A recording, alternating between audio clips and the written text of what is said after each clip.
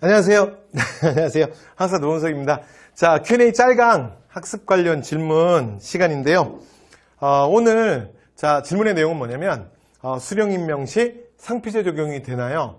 그러면 상피제는 어디까지입니까? 자, 이 질문이었습니다. 그래서 상피제에 대한 질문인데요. 그러면 제가 또 상피제가 오늘 뭐냐? 그래서 우리 상피제만 한번 빠르게 정리해 보도록 하겠습니다. 일단 질문의 내용은 원래 이거였어요. 자, 수령 임명 시 상피제 적용하였다. 맞는 선지인데 상피제가 적용되냐? 상피제는 관찰사 2조 병조 사원부 사관원 아닌가요? 이렇게 질문을 하셨는데 이건 제 필기노트에 사실은 이 부분이 살짝 있거든요. 근데 이 부분을 조금 오해하신 것 같습니다. 그래서 사실은 이 얘기는 좀 더 정확하게 얘기하면 여기가 상피제 적용이 아니고 당상간, 그러니까 고위관료들은 상피제 적용 예외인데 당상간임에도 불구하고 적용이 되는 예외사항입니다. 그래서 이거는 조금 아주 심한 내용인데 근데 일반 상피제 얘기랑 사실은 좀 질문이 좀 섞여 있거든요. 그래서 제가 지금부터 상피제에 대해서 그러면 다시 말씀을 드려보도록 하겠습니다. 자, 저희 이제 필기노트예요. 필기노트 제도사 부분, 조선 제도사 쪽을 펼치면 조선의 합리적 인사행정제도 해서 쭉 설명하는 부분이 나오거든요. 그래서 자, 여기를 보면서 좀 잠깐 말씀을 드려볼게요. 첫 번째, 자, 일단 여러 가지 그 합리적 인사행정제도의 순자법이라는 게 있습니다. 이건 뭐냐면 말 그대로 그냥 옆에 편하게 해놨죠? 근무일수 채웠냐? 여러분 나중에 곧 그게 내년이든 올해든 언제든 여러분 다 공무원 되실 거 아니에요. 공무원 되시고 나면 여러분 이제 9급 만약에 내가 서기보 있으시 하겠다. 그럼 8급 서기, 7급 주사보, 6급 주사 이렇게 여러분 그 진급을 하실 거 아닙니까? 근데 그 진급을 할 때 오늘날 대한민국도 이거 적용받습니다. 자, 일정 정도의 근무일수가 채워지면 내가 직급이 올라가는 거야. 됐죠? 자, 그 얘기야. 이게 순자법이에요. 자, 그 다음 고가제 포편제는 그러니까 그 여러 가지 출퇴근, 예를 들어 출결이 잘 됐냐, 또는 업무 처리를 잘했냐, 이런 걸 가지고 예를 들어 체크를 해서 그러니까 예를 들어 진급을 한다라든가 또는 진급에서 누락된다라든가 그런 것들에 대한 결과가 나온 거예요. 됐죠? 그러니까 그 근무 성적에 대한 한마디로 말해서 평가죠. 그래서 조선은 제가 수업 시간에도 좀 말씀드렸지만 굉장히 시스템화된 사회예요. 이런 이제 체계들이 좀 잘 갖추어져 있습니다. 자, 그다음에 이제 오늘의 질문이에요. 오늘의 질문. 자, 오늘의 질문. 자, 상피제입니다. 상피제. 자, 그래서 상피제가 뭐냐? 그러면 일단 그대로 한번 읽어보시죠. 그대로 읽으면 이런 뜻이에요. 비슷할 상의 PRP자야. 그러니까 서로 유사해서 비슷해서 서로 아주 가까운 거는 반대로 피하게 해주는 거예요. 되죠? 자, 그러면 어떤 경우냐? 첫 번째는 일단 중앙경관직. 그러니까 중앙경관직에서는요, 가장 대표적인 게 뭐냐면 아니다. 중앙경관직이 아니라, 말 정정할게요. 중앙경관직이 아니라 이게 지방외관직이죠. 지방외관직. 그러니까 지방에서는, 바깥에서는 대표적으로 출신 지역의 지방관으로는 임명하지 않습니다. 됐죠? 그러니까 천천히 해볼게요. 예를 들어 제가 만약에 경기도 수원 출신이에요. 또는 예를 들어 충청도, 예를 들어 청주 출신이야. 근데 제가 과거에 급제해서 종육품, 원래 종육품 이상이면 지방간 발령이 가능해지거든요. 근데 내가 지방간으로 발령받을 때 제가 청주 출신이면 어디는 안 보내는 거야. 그렇지. 청주로는 절대 안 보내는 거야. 그러니까 제가 수원 출신이면 수원으로는 절대 안 보내는 거야. 왜?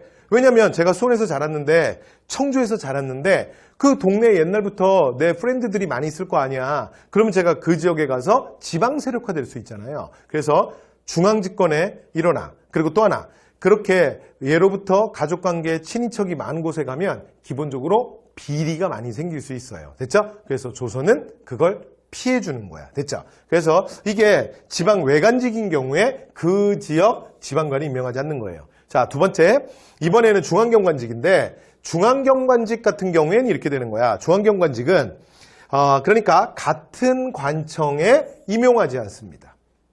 그죠? 그러니까 예를 들어 볼게요. 그러니까 만약에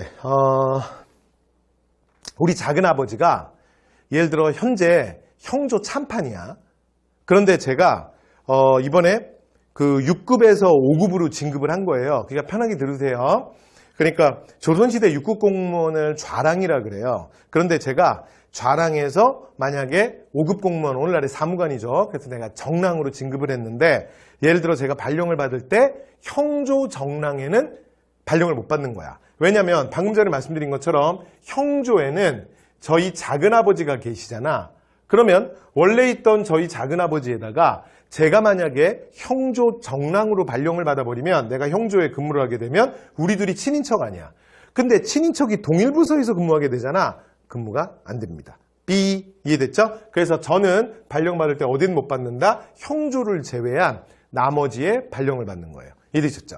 자, 이게 원래 상피제의 가장 기본입니다. 근데 하나만 더 여기에다가 추가해서 하나만 더 말씀드리면 또 하나 이게 있어요. 뭐가 있냐면 과거시험.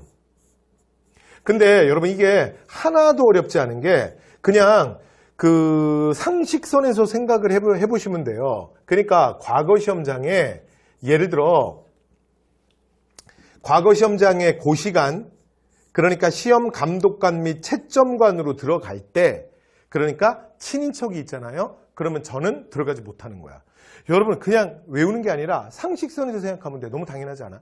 예를 들어 우리 조카가 이번에 식년식 과거시험을 보러 오는데 제가 거기에 감독관으로 들어가면 되겠습니까? 우리가 친인척 관계인데 이해되시죠? 네, 그 얘기예요.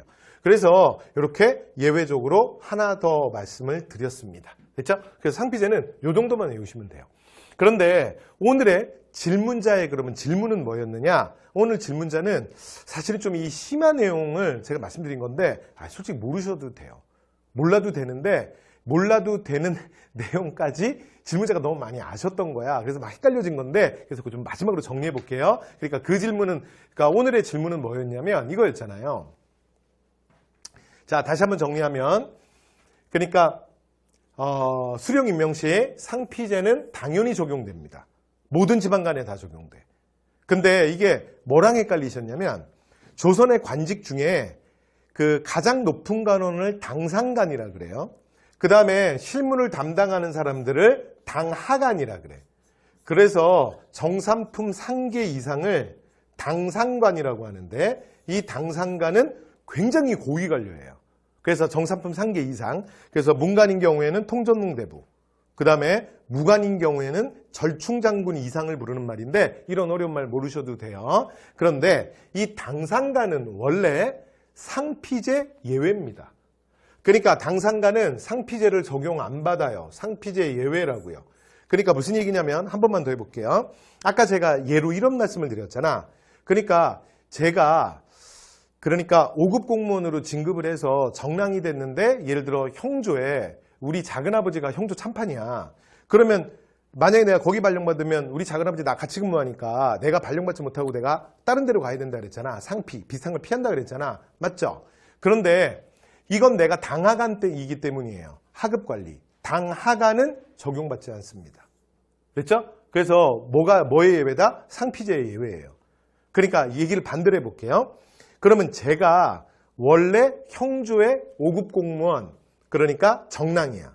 됐죠? 근데 내가 형조 근무를 하고 있어. 근데 우리 예를 들어 큰아버지가 만약에 형조 판서로 발령을 받은 거야. 그럼 잘 보세요. 이번에는 내가 먼저 있었잖아. 그러니까 그 장관, 그러니까 중앙정부부처의 장관을 조선시대 판서라 그러잖아요. 근데 형조 판서로 우리 작은아버지가 발령받았어. 그러면 이 경우에 당상관은 적용이 안 되기 때문에 우리 큰아버지는 형조 판서로 그대로 오는 거야. 근데 내가 원래 있었지만 내가 밑에잖아. 당하관. 그러니까 내가 딴 부서로 튕기는 거야. 무슨 말인지 아셨죠? 그러니까 당상관은 예외라는 거예요. 그런데 단 여기에서 예외적으로 당상관 중에 유일하게 상피제 적용이 있어. 그게 누구냐면 관찰사야. 그래서 관찰사는 종이품, 굉장히 고위 관료. 그러니까 정삼품 상계 이상이 당상관인데 관찰사는 당연히 당상관이잖아요. 2급 공무원이니까. 되죠? 자, 그런데 관찰사는 상피제를 적용받습니다. 요건 예외예요. 되죠? 그래서 요 내용이랑 지금 두 내용이 섞인 거예요. 그래서 헷갈리시는 거고요. 그 다음에 실제로 요 설명을 필기노트에 제가 살짝 그 필기체로 약간 설명을 해놨는데 그것 때문에 더 헷갈리셨던 것 같아요. 그래서 우리 시험에서는, 한국사 시험에서는 보세요. 관찰사만 기억하시면 돼요. 나머지 2조, 병조, 사원부, 이거 너무 어려워. 그래서 모르셔도 됩니다. 시험에 나올 만한 내용은 아니에요. 그러니까 예를 들어 이런 거예요. 그러니까 아까 얘기했던 2조 참판, 오늘날로 말하면 차관이야, 차관. 예를 들어 2조 참판에 만약에 제가 2조 참판에 발령을 받는데 그런데 고위관료 중에 승정원이 하는 역할이 뭐냐면 대통령 비서실, 왕명 출납을 하는 일이잖아요. 근데 그 중에 캡틴, 도승지가 원래 그 승정원이 왜 6승지냐면 2호의 병형공 6개 부서를 각각 하나씩 맡는 거야. 그러면서 그 부서와 관련돼서 긴밀하게 커뮤니케이션을 하거든요. 그럼 보세요. 예를 들어 저희 사촌 형이 승정원의 도승지로서 2조 담당이야. 그런데 제가 예를 들어 2조 참판의 발령을 받으면 우리 둘이 친인척 관계잖아. 그런데 도승지가 2조를 담당하거든. 그러니까 예를 들면 좌부승지가 6승지 중에 좌부승지가 병조를 담당해. 근데 예를 들어 제가 병조 참판. 그러니까 참판도 2급 이상 공무원 당상관이니까 예외라고. 그런데 예를 들어 승정원의 좌부승지가 예를 들어 제 사촌동생이야. 그러면 우리 둘이 또 친인척이 됐잖아. 근데 이렇게 둘이 커뮤니케이션 하는 관계라고. 그러면 발령을 못 받는다는 얘기예요. 이해됐죠? 그런데 요 뒤에 사원부 사관원도 이것도 마찬가지야. 그래서 요 뒤에는 너무 심한 내용이야. 그래서 제가 지금 근데 질문이 들어왔기 때문에 굳이 설명을 드린 거예요. 그래서 그냥 간단하게 그냥 저한테 한번 들으셨죠? 이거 굉장히 심한 내용이야. 됐죠? 그래서 이론까지 다 알잖아. 그럼 역사 오타쿠 되는 거야. 오타쿠. 됐죠? 그러실 필요 없어요. 그래서 얘는 그냥 하나만 기억하시면 돼요. 상피제가 뜻이 뭐냐. 그러니까 수령은 지방관이니까 당연히 임명되는 거고. 그러니까 경기도 수원 출신은 수원의 수령으로 파견 안 한다고. 되죠? 자, 그 다음에 예외적으로 관찰사만 상피제를 적용받습니다. 자, 이렇게 딱 정리하시면 될 것 같아요.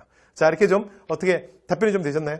네, 그러면 자, 다음 또 Q&A에서 뵙도록 하겠습니다.